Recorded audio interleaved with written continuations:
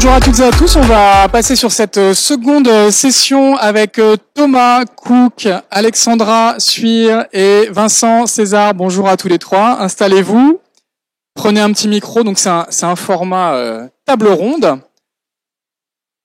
On va parler de e-retail média et de l'enjeu croissant sur la plateformisation et la data, mais avant ça on va peut-être commencer par se présenter. Thomas, bonjour, vous êtes directeur de VPA des CEO d'Adot. On donnera la parole à Alexandra qui est sur votre gauche juste après.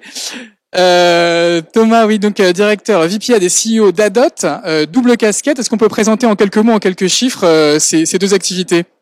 Bonjour à tous. VPA est la régie du groupe VP et après toutes les activités de monétisation du trafic et de la data. Alors VP, on rappelle, c'est vente privée, hein. VP, il y a eu un rebranding il y a quelques années, mais qui n'est pas forcément connu de tous. Rebranding international de la marque vente privée il y a maintenant 5 ans. Et donc VPAD est la régie publicitaire et Adot le bras armé de VPAD au niveau de son extension d'audience et un trading desk programmatique. Les deux sociétés représentent à peu près 200 personnes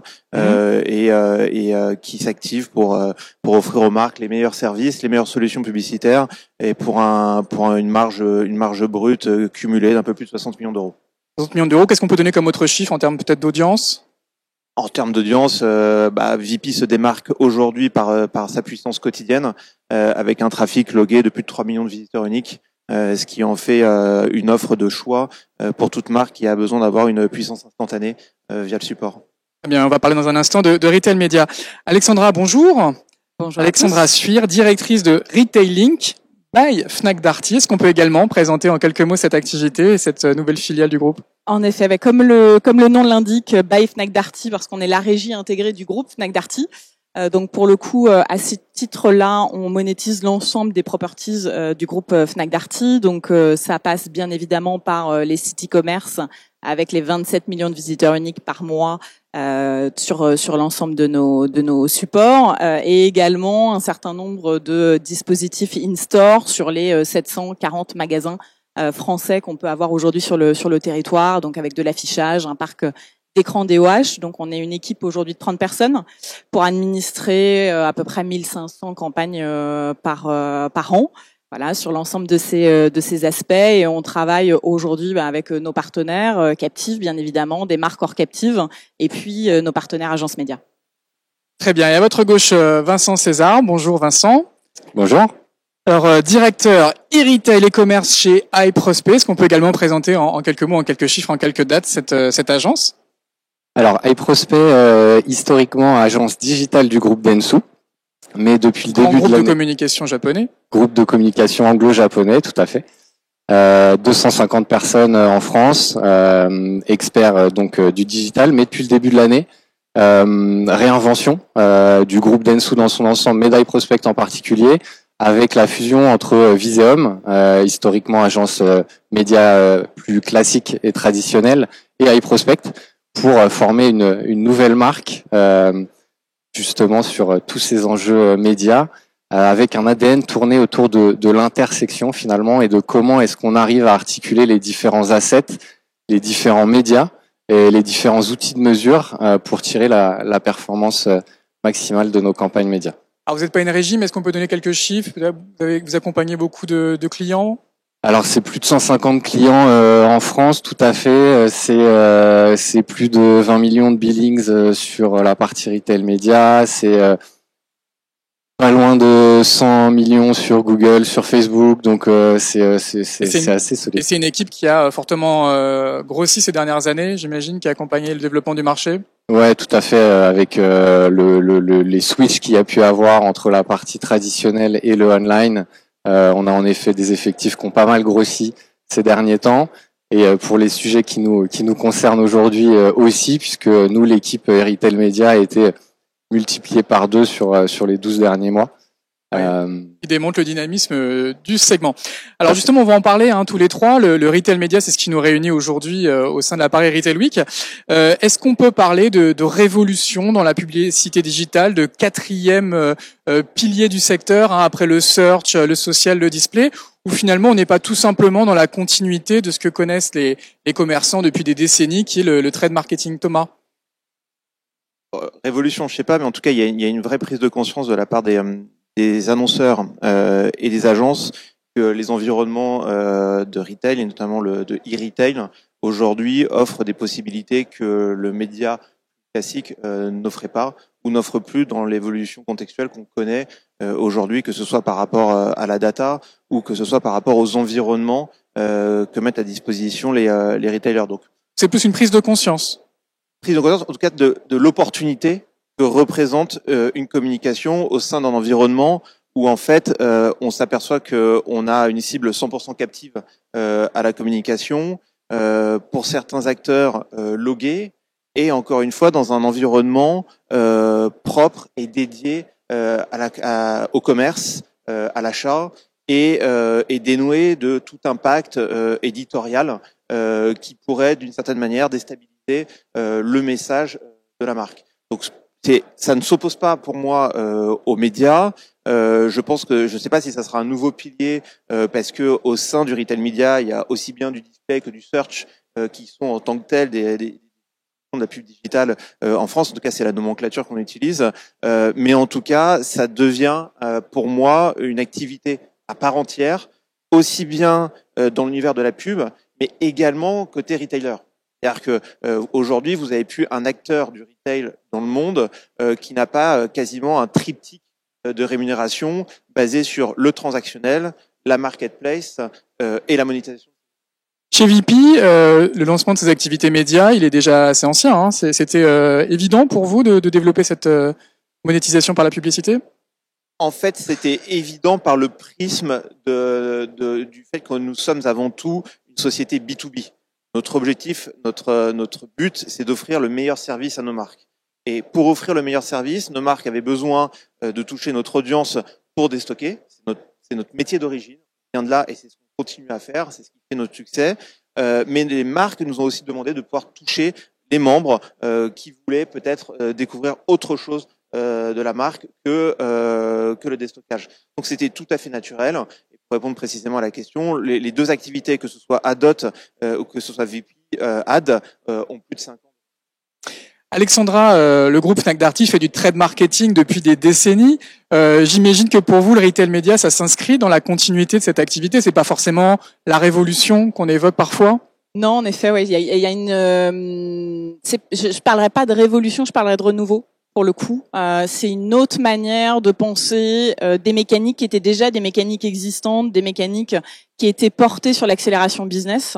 Et ça, ce besoin entre guillemets pour les marques d'accélérer leur business, d'avoir un impact, de booster leurs ventes, il est très très ancien et je pense qu'il va perdurer pendant un certain temps. Donc il y a vraiment eu une prise de conscience à un moment donné, je pense due aussi par des expertises. Ça a été très souvent chez les retailers, des experts médias qui venaient de régies traditionnelles ou d'agences qui sont arrivés chez les retailers et qui ont ramené aussi une vision différente du média qui a permis au retail média de grandir, d'amener le meilleur de ce qui se faisait dans le média au sein du retail avec plus de mesures, on parlait de data, bien évidemment, de capacité de ciblage. Et tous ces éléments-là ont amené un renouveau de ce qui se faisait déjà historiquement dans le cadre du trade marketing, en gardant des concepts, parce qu'il y a des choses qui fonctionnent et qui ont toujours attrait lieu à exister. Je pense notamment à la PLV, qui est un dernier point de contact qui est très intéressant sur le in-store, mais qui avait besoin d'être enrichi. Ça vous avez un peu digitalisé la PLV, digitalisé la tête de gondole. Et amener des métriques, parce que je pense que ce qui était aussi fortement attendu et qui n'existait pas à l'époque sur en tout cas, un renouveau qui s'est accompagné d'un lancement de marque. Hein. Retailing, oui. C'est la marque Retail Media du groupe. C'était quand même la preuve qu'il y avait une rupture. C'était pour nous aussi un signal fort qu'on voulait adresser sur l'ensemble du marché. Avec une identification, on avait besoin aussi d'avoir une identification plus forte de nos activités de retail média, et donc c'est passé par la création de Retail Link, qui pour le coup incarne l'ensemble, parce qu'on a eu un parti pris fort aussi, pas forcément le cas aujourd'hui de tous les retailers, mais qui a été de regrouper l'ensemble de nos activités et de trade marketing et de régie, on va dire, plus traditionnelle. Au sein de Retail Link. Vincent, même question, révolution ou simple évolution de métier finalement bien connu des retailers depuis longtemps? En tout cas, pour ceux qui avaient une activité offline. Alors tu parlais tout à l'heure de quatrième pilier. Je pense en effet que aujourd'hui le commerce et le e-retail du coup irriguent plutôt un petit peu les trois piliers déjà existants. Oui, c'est on le retrouve un petit peu partout finalement. Maintenant, ce qui est sûr, c'est que c'est un nouveau terrain de jeu pour les agences, pour les marques, pour les retailers. Un terrain de jeu aussi un peu plus complexe parce que c'est du média, mais c'est aussi du retail. Donc, il faut aussi prendre en compte toute cette dimension-là et on peut pas le piloter que sur des notions de visibilité, de ROI, mais on a aussi besoin de prendre en compte des métriques de rupture, de stock, etc., etc. Donc nouveau terrain de jeu plus complexe et plein de choses à écrire avec tout ça. Eh bien, alors on va en parler concrètement. Thomas, on parle d'un nouveau terrain de jeu. Qu'est-ce qui change avec le retail média? Est-ce que les formats sont différents? Les inventaires, évidemment, ils sont un petit peu différents. Les utilisateurs sont différents. Les données, les insights. Pour vous, à quel niveau se situe la rupture? Alors, je pense que le point de départ, c'est la structure des audiences des retailers. Je représente un acteur qui a une structure d'audience assez singulière et qui va largement impacter la typologie des formats que l'on va proposer. La structure d'audience d'un site comme VP aujourd'hui est à 95-99% logué. Ça veut dire que c'est de l'accès direct et ça veut dire par opposition il n'y a pas d'indexation dans Google, donc de référencement. Lorsque vous rentrez par une seule porte, une seule page sur un site internet, vous n'avez pas les mêmes formats publicitaires que lorsque vous avez une structure d'audience avec 50-60% de SEO comme la grande majorité des acteurs du retail. En conséquence de quoi, ces acteurs vont développer des formats qui sont basés sur la demande incarnée par le search et non pas sur l'offre qui vont plutôt être des formats plus événementiels, plus branding. Donc ça, c'est propre à VP, hein, évidemment. Alors voilà, c'est pour ça que je souligne, je pense qu'on est plutôt à part par rapport à ça, mais par contre, c'est clair que ça ouvre des perspectives aussi pour sur ce genre de modèle, parce que par contre, on n'est pas les seuls à faire des formats publicitaires sur des environnements logués, le font aussi, et donc on est à mi-chemin sur des offres, et tu disais très bien, qui se mélangent entre le branding, la performance, donc entre le branding et le trade marketing. Et donc là, nous, ce qui a été important pour nous, c'était d'offrir des formats innovants, créatifs, pour justement rebondir sur la différenciation de nos environnements, la différenciation de nos offres. Donc, je le répète, environnement, brand safety, on entend souvent ce mot, mais aujourd'hui, pour un annonceur, c'est particulièrement important de pouvoir communiquer dans un environnement qu'il maîtrise parfaitement en amont. Il maîtrise très bien les environnements e-retail, que ce soit VP mais d'autres, et donc d'offrir des formats qui vont lui offrir des résultats sur le branding, des résultats sur la performance, et évidemment avec tous les analytics qui vont bien, qui sont principalement issus, et d'autres spécificités, de la nature de l'audience qui est loguée. Quoi qu'on part de ce principe de l'audience loguée, le champ des possibles est extraordinaire, parce que post-opération, vous pouvez travailler avec les insights, donc offrir au partenaire une visibilité sur l'impact de sa campagne, et lui offrir, et ça c'est l'avantage d'avoir un trading desk, la possibilité de suivre les intentionnistes captifs ou ultra captifs, trading desk avec l'extension. On va en parler, mais juste pour revenir, donc il y a un contexte évidemment avec une population qui est en phase d'achat et qui est à l'écoute des opportunités, et puis une connaissance du consommateur, donc grâce à de la data, qui vous permet d'avoir un niveau de granularité que les médias traditionnels n'avaient probablement pas. Oui, on a, de facto, parce qu'encore une fois, notre structure nous permet d'avoir une meilleure connaissance, de mieux cibler. Alors, on a un contextuel qui est global, qui après peut être hyper fort si on va sur des thématiques. Hein. Encore une fois, je ne veux pas opposer aux médias, parce que le média va offrir aussi du contextuel extrêmement performant, notamment thématique. Puis on verra qu'avec l'évolution des coûts, il y aura certainement dans le futur un renouveau du contextuel sémantique au niveau du média pour répondre à certaines problématiques que l'on connaît, dont on parlera peut-être. Donc voilà. Mais oui, le contexte est favorable aujourd'hui pour bénéficier de cette data et targeter. Alexandra, pour vous, la supériorité du retail média, elle est liée à quoi? Au contexte, aux utilisateurs, aux données? Je reviens un petit peu sur ce qui a été dit, avec peut-être une perception, un enrichissement. Moi, je parlerais de data déterministe. en opposition à de la data probabilistique. Ça fait partie des éléments pour moi qui sont assez structurants sur le marché du retail média et qui lui permettent aujourd'hui de proposer, on parlait tout à l'heure de mesures jusqu'à de la donnée référence, qui permettent aujourd'hui d'être en capacité de mesurer une exposition digitale sur un achat offline, qui permet aussi d'apporter des nouvelles dynamiques dans un marché média traditionnel avec de la mesure d'impact sur des campagnes télé, par exemple, qui sont mesurées sur l'écosystème retail in fine. Donc je trouve que cette data déterministe, la connaissance qu'on a de nos clients, chez Fnac Darty, c'est 36 millions de clients qui sont aujourd'hui clients de nos enseignes. Et si on prend des exemples concrets, vous êtes capable de savoir si j'ai besoin d'un ordinateur ou pas, quelle marque j'ai acheté récemment. On a une granularité qui était jusqu'à présent inconnue, peut-être de la presse informatique ou de grands médias généralistes. Oui, c'est ça, oui. Enfin, et je vais dire même plus largement que ça, sur les dominantes produits aujourd'hui qu'on peut commercialiser, ça va jusqu'à l'âge de vos enfants en fonction des jouets que vous achetez, vos centres d'intérêt par rapport aux livres que vous lisez ou aux spectacles que vous pouvez consommer. Donc c'est très riche et ça permet de dresser une cartographie, un profil aujourd'hui de nos consommateurs qui est très important et très profond. Voilà, Thomas voulait pas s'opposer aux médias, mais c'est quand même une data rare sur le marché. C'est pas que de l'opposition. La plupart des médias généralistes n'ont pas forcément. Je suis d'accord avec Thomas, c'est pas forcément de l'opposition, c'est de l'enrichissement qui permet d'autres facettes d'activation. Pour le coup, et je rajouterais aussi que cette data déterministe, pour moi, elle nous a permis aussi de remettre le client au centre d'une démarche qui était par moments un peu souvent oubliée. On a très souvent, enfin moi je me fais du média depuis très longtemps et très souvent entendu, et je pense que tout le monde l'a utilisé une fois dans sa vie, le bon message au bon moment, etc. Enfin exactement cette fameuse phrase. Je pense qu'elle est réellement aujourd'hui vraie, notamment par cette data déterministe dans l'univers retail média. Vincent, ça serait cette data déterministe, cette data sur les achats qu'on a pu réaliser ou qu'on compte réaliser, qui ferait vraiment la différence? Ouais. Pour moi, la différence ferait principalement sur la data. D'un côté, la data d'activation, de l'autre, la data de reporting.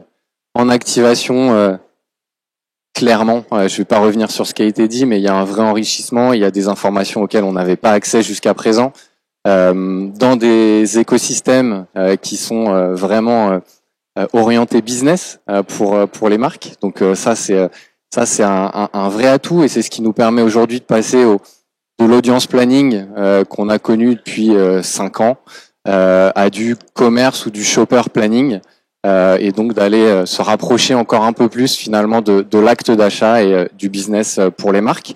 Et donc de l'autre côté, sur la partie reporting cette fois-ci, et je pense d'ailleurs que c'est aujourd'hui une des facettes qui est peut-être sous-exploitée par les marques notamment, d'avoir accès à une granularité de données qui est juste incroyable, de pouvoir identifier des signaux avant vente et de positionner des produits à ce moment-là.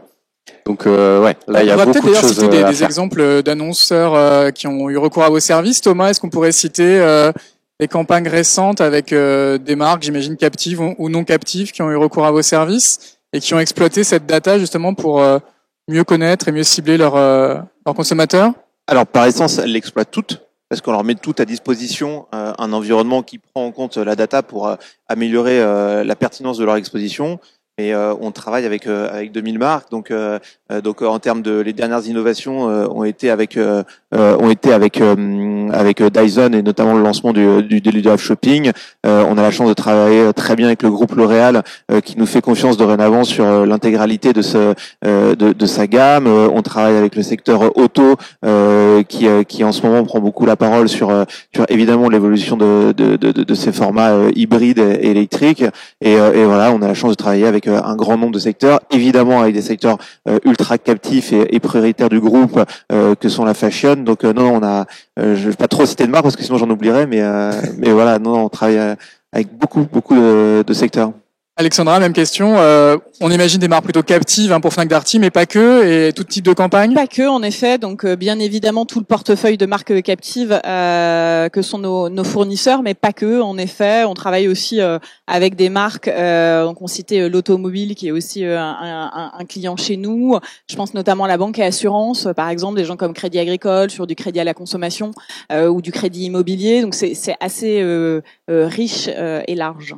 Et vous évoquez la possibilité de faire du cross-selling. Donc, je sais pas, quand un enfant arrive, par exemple, ou quand on déménage, ça va intéresser une marque auto, une marque bancaire. Exactement, les moments de vie. Les moments de vie, les fameux golden moments qu'on est en capacité d'identifier aujourd'hui par notamment cette data déterministe et par la typologie d'achats qui sont faits dans nos écosystèmes.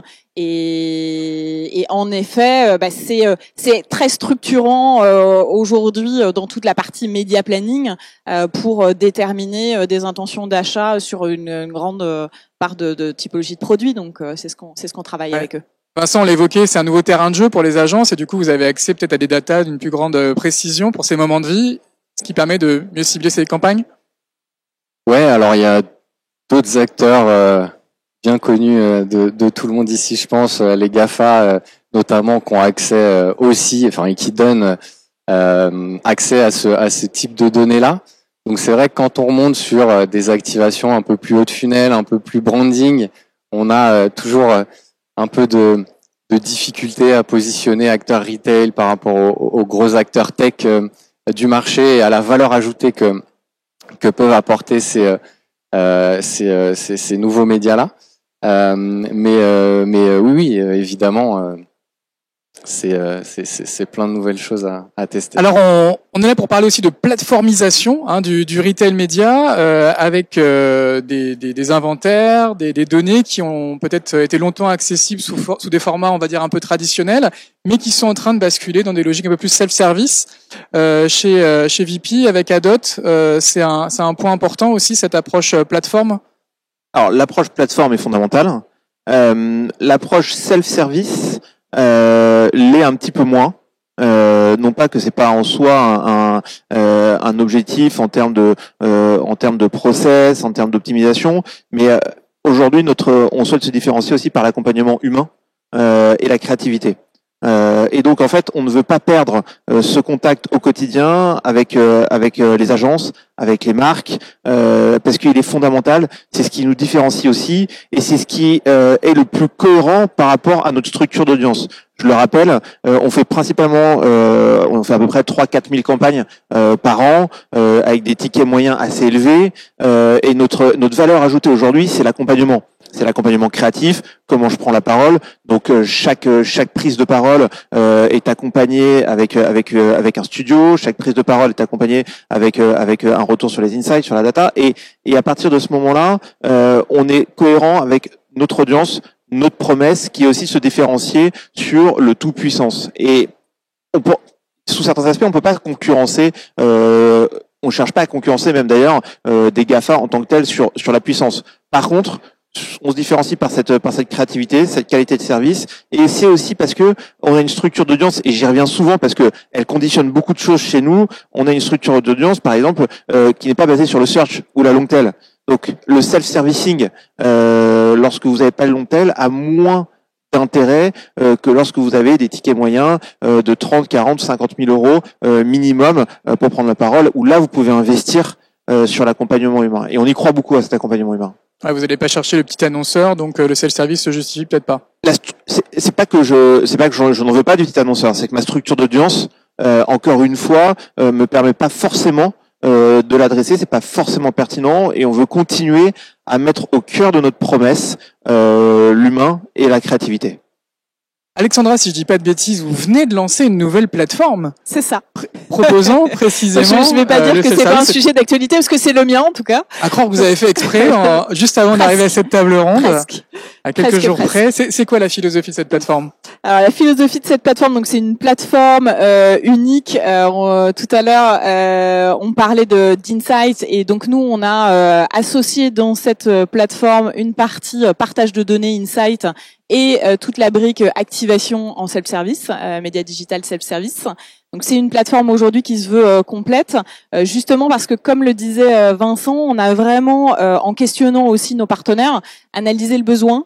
Et le besoin, alors très clairement, il y en a 7 sur 10 aujourd'hui quand on les a interrogés au courant d'année 2020, il y en a 7 sur 10 qui demandent une plateformisation de l'offre retail média.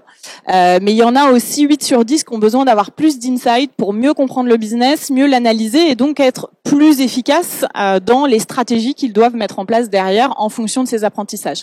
Et donc c'est vraiment ce qu'on a voulu adresser avec ce sujet et cette plateforme aujourd'hui MyRetailLink, c'est du même outil de pouvoir leur proposer justement d'analyser leurs données de vente. Donc on est sur du vente, du stock, du parcours client, de la donnée client bien évidemment, d'analyser, de comprendre et de pouvoir mettre en place, d'activer des stratégies qui vont répondre à des problématiques de surperformance ou de pain points qui ont pu être détectés. Le besoin de self-service, c'est pour la partie activation ou la partie insight ou pour les deux? Alors c'est pas du self-service en tant que tel sur la partie activation, sur la partie insight, pardon, dans le sens où sur la partie insight, en fait, on va vous mettre à disposition de la donnée. Donc c'est vraiment de la visualisation, dashboarding entre guillemets, de l'information qui était plus ou moins aujourd'hui disponible pour les marques en fonction des accords qu'elles pouvaient avoir. Elles sont plus autonomes désormais pour accéder à ces informations. Bien sûr, et surtout parce que en fait, on parle très souvent de volume de data mise à disposition. Je suis très clairement d'accord sur le fait que la puissance de la data est importante,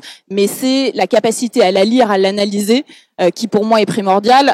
On peut avoir une data énorme sur une base de, comme chez nous, 36 millions de clients. Si derrière cette data, elle n'est pas facilement analysable par le partenaire et qu'il ne peut pas en tirer des enseignements pour activer, je pense qu'au final, ça n'a pas vraiment d'intérêt. Et après, là où je rejoins aussi quand même le propos, je pense on a certes une brique de self-service activation sur la plateforme. Pour autant, on continue et on va continuer à adresser une proposition de manage et de co-manage sur l'ensemble de nos offres parce que tout le monde n'est pas structuré aujourd'hui de la même manière. Tout le monde n'a pas à disposition des traders ou des data analystes pour pouvoir... Et c'est une plateforme qui s'adresse aux agences ou directement aux marques? Aux deux, en effet, à l'ensemble de nos partenaires, aux marques captives, aux marques hors captives également pour travailler sur notre segmentation d'audience et également à leurs partenaires agences. Vincent, cette plateformisation, c'est une bonne ou une mauvaise nouvelle pour les agences? Est-ce qu'il y a un risque qu'en simplifiant les outils, certaines marques les internalisent? Alors nous, on dit merci aux plateformes, on aime bien. Je suis bien d'accord. Je pense pas qu'il y ait de réels risques pour les agences. On suit ça avec attention. Ce mouvement qui a été amorcé depuis 18 mois maintenant avec ces discounts, Criteo, puis MyRetailLink. Donc non, évidemment, nous on est très contents. Ça répond à un besoin de transparence parce que on a les outils de paramétrage de campagne, donc on voit clairement ce qui a été paramétré, ce qui a été ciblé, la performance de chacun de ces items de campagne. Et nous, en tant qu'agence, c'est une valeur ajoutée de toute façon qu'on apporte. Ce trading média qu'on a eu l'habitude de faire et de refaire, c'est ce qu'on apporte aujourd'hui aux marques. Donc, c'est absolument pas un risque, c'est plutôt une opportunité pour nous.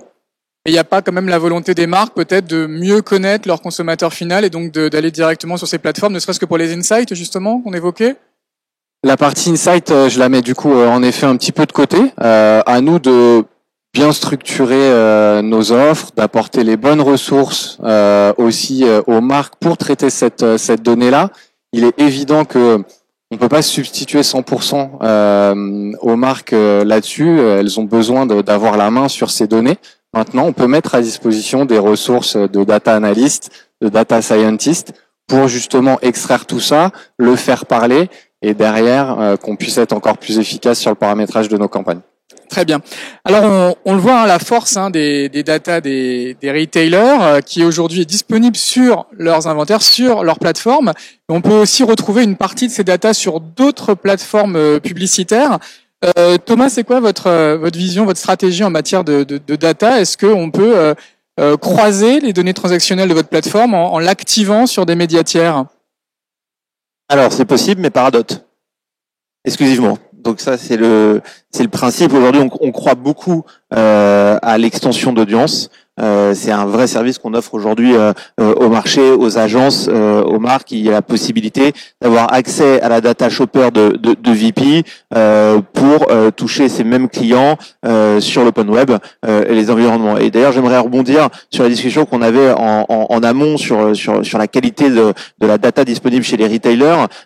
Pour moi, elle est tout à fait complémentaire d'autres sources de data. Adot aujourd'hui, qui est notre DMP d'une certaine manière, hein, donc la plateforme qui va gérer notre data pour pouvoir après toucher en temps réel des consommateurs sur l'open web. On agrège à la data de VP d'autres sources de data. Il y a pas, on va y retrouver de la data par exemple du groupe Carrefour qui est très intéressante pour nous. Oui, ça complète un peu avec une donnée alimentaire que vous n'avez pas forcément. Ça complète parce que déjà il faut être humble. C'est pas parce que on a 10, 20, 30, 40, 50 millions de visiteurs. Enfin, on a tous des gros chiffres. La vérité, c'est que qu'est-ce qu'on fait de cette data, et quand on va chercher une cible bien précise, plus on veut être performant, plus on veut rentrer précisément dans ce moment de vie ou dans cette typologie de personnes très précises, on s'aperçoit tous que de temps en temps c'est bien d'avoir aussi d'autres types d'informations et qu'on peut aller très loin en faisant des partenariats avec des sources de data. Donc on le fait et on le fait aussi bien avec des concurrents que avec des médias par exemple. Encore une fois où on souhaite pas s'opposer parce que il y a des médias qui vont nous offrir de la data très intéressante. Je pense dans l'exemple du food par exemple, dans le luxe, avec des secteurs avec lesquels on travaille avec des étendards médias et donc voilà, donc notre stratégie c'est notre data exclusive chez Adot qui va fédérer d'autres types de data pour là proposer une activité DSP la plus performante et offrir vraiment là pour le coup une qualité de service aux agences avec lesquelles on travaille très très bien au quotidien et évidemment également les annonceurs. Du coup, les GAFA, ils n'ont pas votre data? Les GAFA, alors que je sache, ils l'ont pas. Voilà, encore une fois, enfin que ce soit les GAFA ou d'autres, non, on essaye de garantir à nos marques et surtout à nos partenaires que lorsqu'ils viennent investir chez nous, ils touchent une data en soi exclusive. Hein. En tout cas, l'agrégat de notre offre, l'agrégat des datas que l'on propose sur le marché et la qualité du service associé est pour nous exclusif. Alexandra, même question. La data Fnac Darty, cette data transactionnelle, cette data qui a tant de valeur, est-ce qu'on peut la retrouver sur d'autres plateformes publicitaires?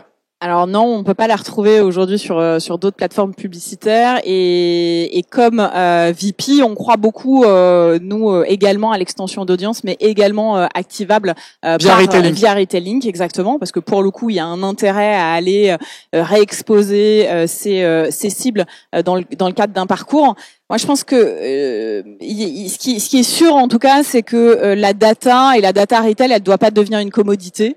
On doit pouvoir conserver aujourd'hui une vision sur sa data et sur l'exposition de sa data, aussi sur les différents points de contact.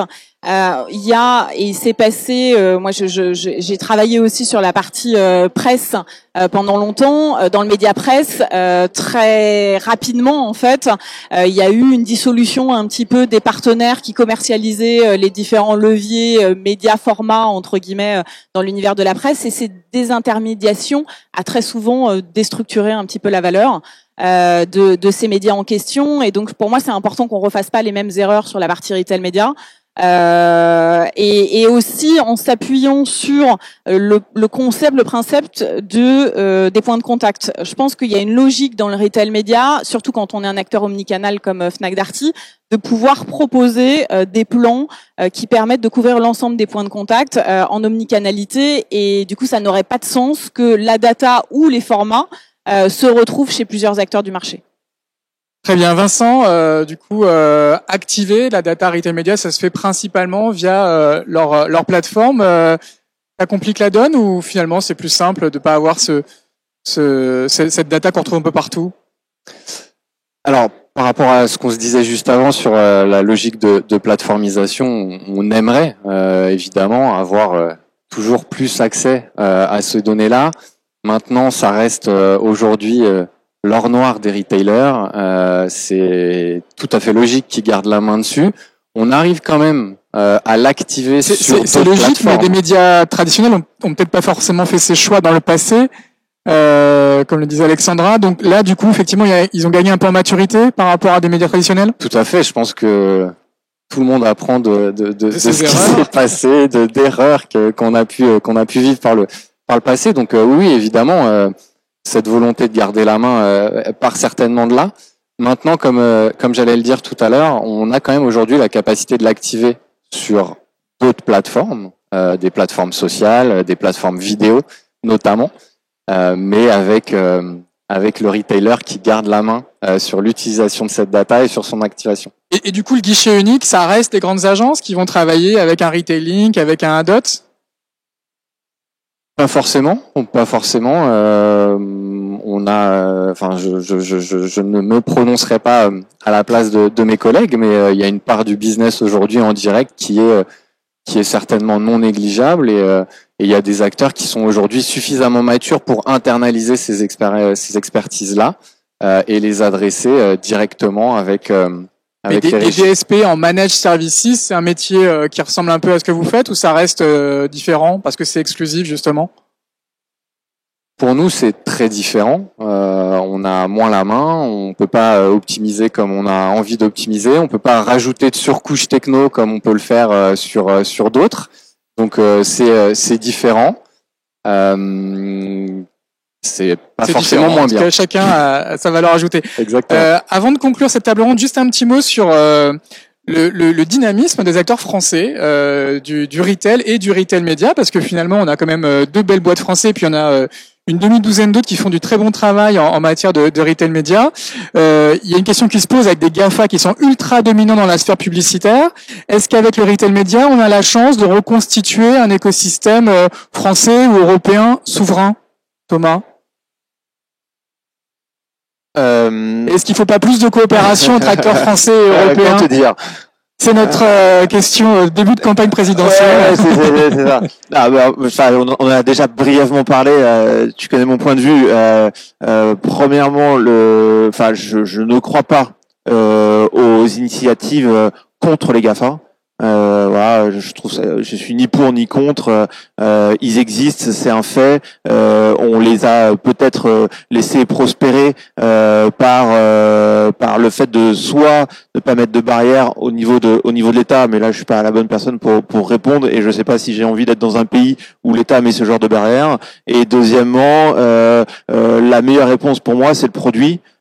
Tu parlais d'actualité en ce moment. On voit qu'il y a d'autres secteurs où la French Tech, les acteurs français sont capables d'exceller et d'être en compétition frontale avec les GAFA. Et je crois que le seul sujet qui doit nous apporter, c'est de faire un bon produit pour les marques et si l'État doit intervenir, qu'il intervienne pour peut-être réguler des sujets à la marge, mais bon. À la marge, je sais pas, mais par exemple la fiscalité est quelque chose qui a pu nous retailers en France beaucoup nous toucher collectivement parce que on pensait qu'on luttait pas avec les mêmes armes. Donc là mais ça c'est pas à nous de donner la réponse et même une coalition autour d'initiatives, je sais pas si ça aurait été la réponse. En tout cas, quoi qu'il en soit, moi je suis pas la bonne personne pour parler de ça. Mais ma conviction personnelle, c'est qu'il y a des sociétés françaises qui ont avant tout misé sur leurs produits avant d'essayer de s'associer avec d'autres pour être contre les GAFA, quoi. Alexandra? Ouais, c'est merci. merci. Moi, c'est aussi des partenaires. Hein. Il faut pas oublier. Alors, je vais mettre Amazon de côté dans les GAFA, mais Google, Facebook, Apple, c'est des fournisseurs. Donc, ce sont aussi mes partenaires avec lesquels je vais faire des campagnes d'activation et qui vont utiliser les services de retailing. Donc, un climat de coopétition. Voilà, comme on dit, donc entre guillemets, ouais. Donc ça fait en effet un jeu un peu complexe à plusieurs bandes. Tout à l'heure, on parlait avec Vincent du fait qu'on soit challengé, et ce qui est normal sur la partie média, bien évidemment, qu'on est challengé face au GAFA sur notre réponse et sur la valeur ajoutée qu'on peut proposer. Moi, je pense qu'elle est quand même, cette valeur ajoutée, elle existe aujourd'hui. On l'a pas mal décrite juste avant sur la partie data, sur nos capacités de mesure et également, moi, je rajouterais sur le sujet de l'omnicanalité et des ADN de marque, notamment en ce moment avec toute la mouvance du consommé français qui, je pense, fait aussi écho aux attentes d'un certain nombre de marques partenaires. Vincent, en tout cas, vous faites partie d'une agence internationale. Il se passe quelque chose en France autour du retail média, autour du retail, qui est quelque chose quand même qu'il faut souligner. Ouais, clairement. Bon, déjà, n'oublions pas que dans GAFA, il y a en effet Amazon, qui est quand même au cœur de ce qu'on se raconte depuis le début de la table ronde. Donc, je mettrai pas les différents acteurs en opposition à ce niveau-là. Je pense que cette particularité, elle vient aussi du modèle de distribution français qui a été fragmenté historiquement, et c'est une particularité aujourd'hui de notre marché par rapport à nos petits voisins européens et par rapport aussi aux US. Et aujourd'hui, dans l'univers du e-retail média, on en tire profit aujourd'hui avec tout ce dynamisme en effet autour des acteurs locaux. C'est hyper plaisant en tout cas sur notre marché à suivre, parce que c'est toujours mieux de travailler dynamique. On va terminer par un hashtag de conclusion. Thomas, je ne sais pas si vous avez eu le temps d'y réfléchir. Ça serait quoi ce hashtag de conclusion? Je sens que je vous prends à froid là. Pour gagner un petit peu de temps. Moi je vais quitte à être voilà dans l'actualité, ça va être hashtag MyRetailLink, vu que c'est notre sujet du moment.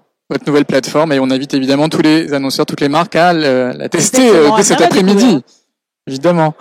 Un hashtag de conclusion, ce serait quoi? Hashtag harmonisation pour moi. On essaye d'harmoniser un petit peu notre jargon, les différents formats qu'on peut utiliser, les méthodes de mesure si possible. On va en parler juste sur la table ronde juste après. Voilà, on sait que la Mobile Marketing Association et son groupe de travail travaillent sur ces questions. C'était pas du tout travaillé, mais rebond parfait avec la prochaine du coup. Très bien, Thomas, du coup?